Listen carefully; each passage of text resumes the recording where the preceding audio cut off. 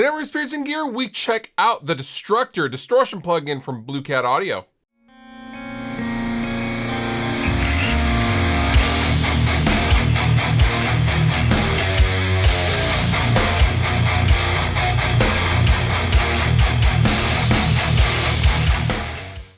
There are a lot of guitar amp simulators, especially in the high gain market, and Blue Cat Audio in recent years has come out with the Destructor, and it's kind of an interesting take on the concept of a guitar amp sim, because what this is really a distortion plugin, and you can shape it to be an amp simulator. You can shape it to fatten your mix, put it on a bass track, put it on a snare drum track, for example, and I thought we would just kind of go over it, and I would play you guys a little example track and then kind of break it down on how I used Destructor. So recently I just did the Riffs and Beards 3 riff contest, and that tune went like this.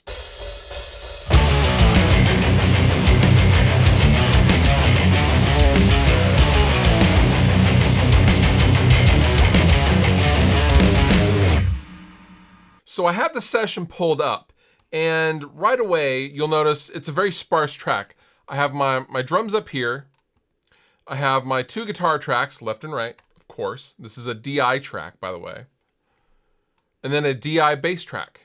And that's all we're looking at. I'm in Logic. I'm gonna go down here, and I'm gonna start by showing you guys what I did on the guitar tracks. Now these are both the same tone. This is the same preset. I called it Fluff Dad Chugs, because So this is Blue Cat's Destructor, and there's a way to read this plugin. You have an input module that has a gate and a compressor, and you can either turn these off and choose not to use them, or you can use them, depending on what you're doing. And from there, it goes into three modules: the preamp, the destruction module, and the post filter. Think of the post filter as kind of a speaker cab, as in filtering the various noises and whatever distortions you are coming up with. It is then putting that through a filter, i.e.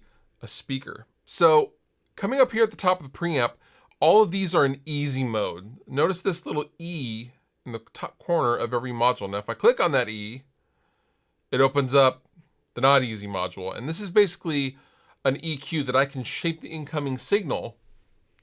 And then from there, it goes into the destruction. Now the destruction is the actual distortion. This is where the distorting is happening. You can choose the various sine waves, symmetry, all sorts of stuff you can do in Destructor. Now, in the post filter section, it's basically another EQ with some different bells and whistles than the first EQ, but for all intents and purposes, it's another EQ. This way you can shape it to be a distortion pedal, an overdrive, a boost, a guitar amp, a clipper, or something like that. So let's play the tune.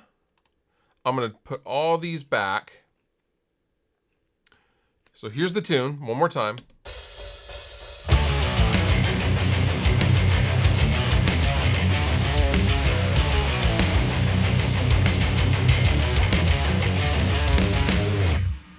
Now I'm gonna solo the guitars. I've done normal processing with the guitars. You know, I have a high and low shelf. I've tweaked the EQ a little bit, just as I normally would with any guitar tone. Now I'm gonna solo the guitars.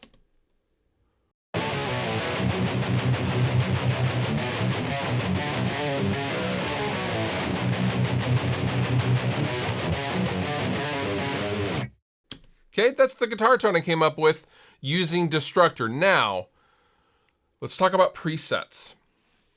Within Destructor, there are, I think it's 1,600 different presets for various things. You have basics, you have bass guitar bite, drive, drums, dynamics, all sorts of guitar presets, miscellaneous mix, stuff for parallel compression, tape, total destruction. So you can use this as like an 8-bit crusher or something like that. My advice when using Destructor is to use this and rely on the presets and find a preset that is ballpark to what you're looking for and then tweak it from there, which is what I did. So I'll show you another use for Destructor. Now let's go to my bass track. My bass track is highlighted currently. I put this on the DI bass track. I just have a single DI going. It's being bussed, and then I'm compressing it and doing adding a little bit of grit. What I wanted to do is fatten up the DI track itself. So now I'm going to solo the bass track, and I'm going to turn Destructor off and let you hear how the DI sounds without it, and then I'm going to turn Destructor on, and you're going to hear how it sounds with it.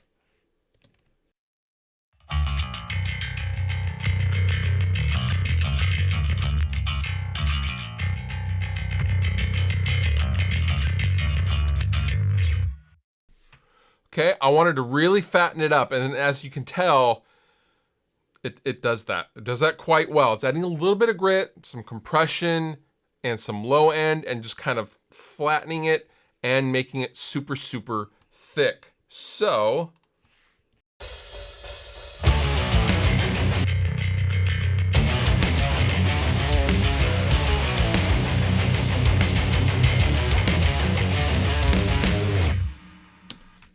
now, let's say you're not a bass player, and let's say you're not a guitar player.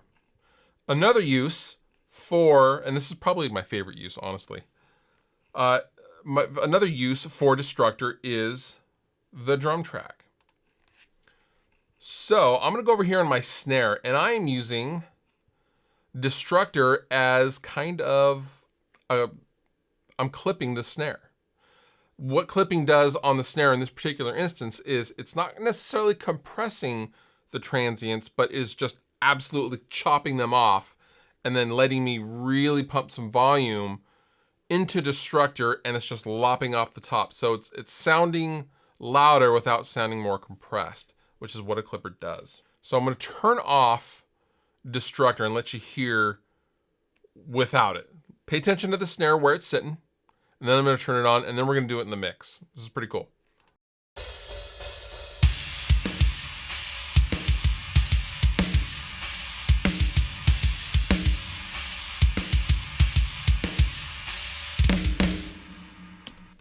Okay, huge difference. It's not only adding volume, but it's adding a lot of top end. It's adding a lot of smack and cut to the snare. So I'm going to unsolo the drums, and now we're gonna do the same thing, but in a mix.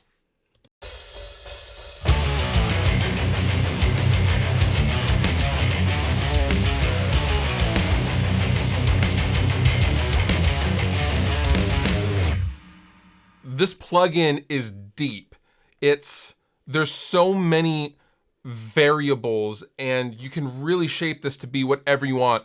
If anything, outside of the amp sim tag, this is just a great mix tool to have for you guys that are mixing maybe on your laptop or in your bedroom or something like that, and you need something versatile. You need a clipper, you need a guitar amp sim, you need something for your bass guitar, you need something for your tubas, and something like that. I just thought this was a really, really cool mix and audio tool to have at your disposal. I think it's $125 or something like that. It's a good deal. And I thought this was really, really cool, and I thought I would show you guys. All the pickable links down below in the description. You've been wonderful. I've been Fluff. Thank you so much for watching, and I'll see you next time.